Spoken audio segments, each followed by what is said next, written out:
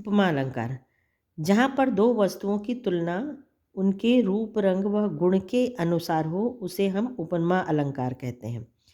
तो जब किसी भी चीज़ की तुलना हम उसके रूप रंग के आधार पे करेंगे, तो उसको हम उपमा अलंकार कहते हैं। उपमा का मतलब होता है हम किसी चीज़ से तुलना करेंगे।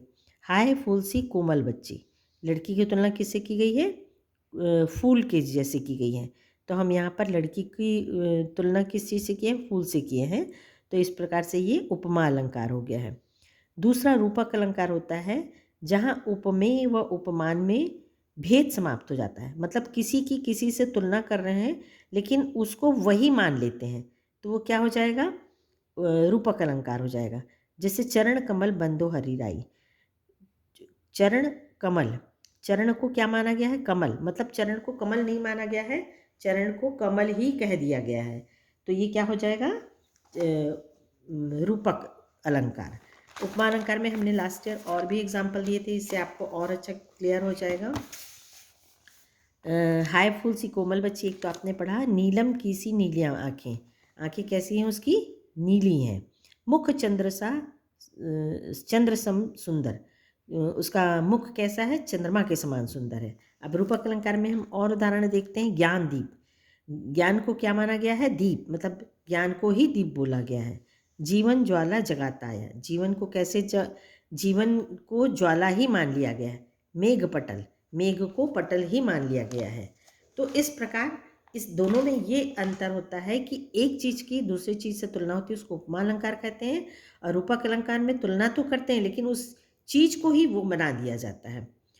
और उसके बाद नेक्स्ट आता है उत्प्रेक्षा अलंकार। यहाँ पर उपमेय में उपमान की संभावना प्रकट की जाती है। यहाँ पर उत्प्रेक्षा अलंकार होता है। जैसे सोहत ओढ़े पीत पट श्याम सलोने गात, मनहु नील मणि सैल पर आतप परयो प्रभात।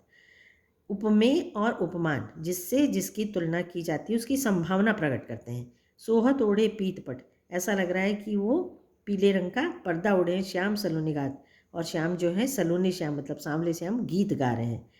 और लास्ट होता है अतिशयोक्ति, जहाँ पर प्रस्तुत वस्तु का खूब बढ़ा चढ़ाकर वर्णन किया जाता है।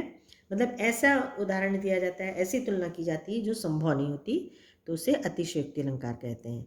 जैसे पानी परात को हाथ छुइयो नहीं, नैनन के जल से पग धोए।